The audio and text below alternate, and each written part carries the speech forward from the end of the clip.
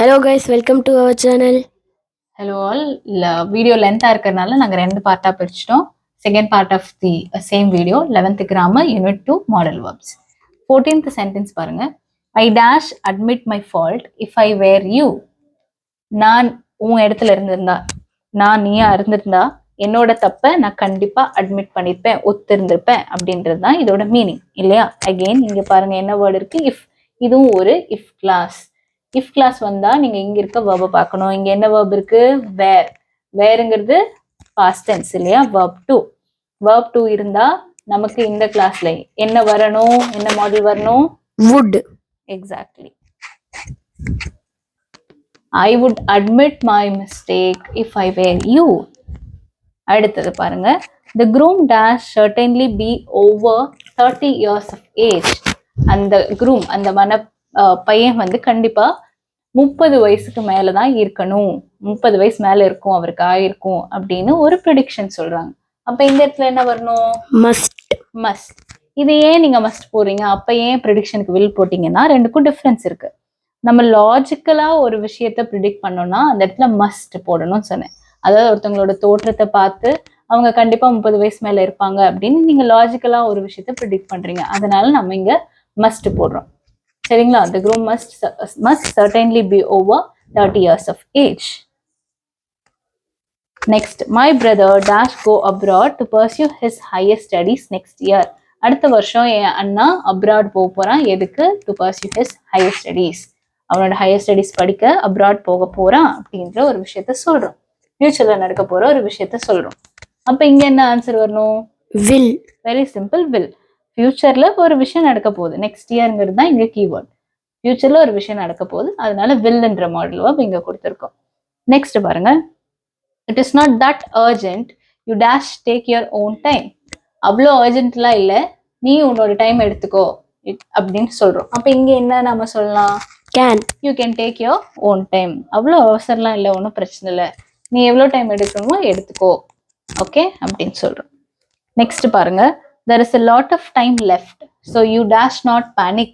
நிறைய டைம் இருக்கு, அதனால பதட்டப்படணும்னு அவசியம் இல்லை, தேவையில்லை, நீ பயப்பட தேவையில்லை அப்படின்னு சொல்றோம்.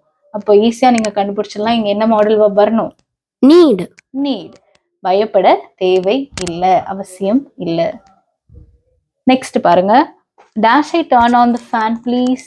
நான் ஃபேன் போட்டுக்கவா அப்படின்னு ஒரு ரெக்வெஸ்ட் மேக் பண்றோம். அகைன் ரெக்வெஸ்ட் ப்ளீஸ் வந்திருக்கு. இதை வச்சே நீங்க சொல்லிடலாம் என்ன ஆன்சர் வரணும்? Could or may. Could I turn on the fan please? நான் ஃபேன் போட்டுக்கிட்டுமா அப்படின்னு கேட்கும்.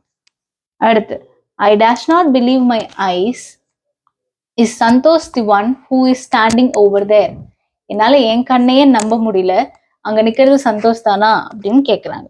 ஓகே, என்னால என் கண்ணையே நம்ப முடியல அப்படின்னு சொல்றாங்க. அப்ப இங்க என்ன வரணும்? Can. கேன், முடியல. அகைன் எபிலிட்டி, முடியும் முடியல பத்தி பேசுறோம். அதனால I cannot believe my eyes. Santosh is the one who is standing over there. Is Santosh the one who is standing over there? அங்க நின்றுக்கு சந்தோஷ் தானா, என்னாலே நம்ப முடியல அப்படின்றதுனால cannot. அடுத்த சென்டென்ஸ் பாருங்க. Dinesh dash be the richest person in the village. He has just bought 2 luxury cars. Again, இப்ப என்ன சொல்றோம்? தினேஷ்ன்றவர் 2 லக்ஸுரி கார்ஸ் வாங்கியிருக்காரு. அதை வச்சு நாம என்ன சொல்றோம்னா அவன் ஒரு ரிச் பர்சனா தான் இருக்கணும், அந்த வில்லேஜ்ல அவன் ஒரு ரிச் பர்சனா தான் இருக்கணும். ஏன்னு நாம ஒரு லாஜிக்கல் ரீசனிங் கொடுக்குறோம். என்ன ரீசன் அது? அவன் 2 லக்ஸுரி கார் வாங்கியிருக்கான் அப்படின்னு. அப்ப இது லாஜிக்கல் ரீசனிங் தானே.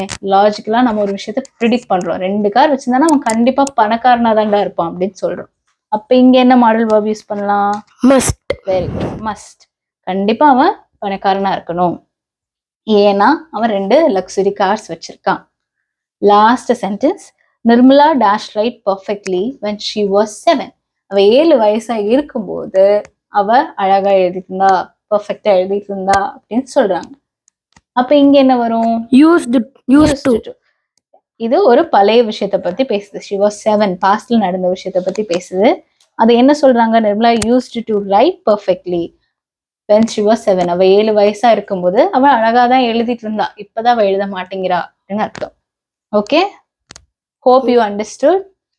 ஏதாவது டவுட்ஸ் இருந்தா ஏதாவது டவுட் இருந்தா கமெண்ட் பண்ணுங்க. இந்த வீடியோ பிடிச்சிருந்தா லைக் பண்ணுங்க. இதே மாதிரி நிறைய கான்டென்ட் கிடைக்கணும்னா சப்ஸ்கிரைப் பண்ணுங்க. இது யூஸ்ஃபுல்லா இருந்துச்சுன்னா உங்க ஃப்ரெண்ட்ஸுக்கு வந்து ஷேர் பண்ணுங்க. Thank okay you. Bye. Thank you.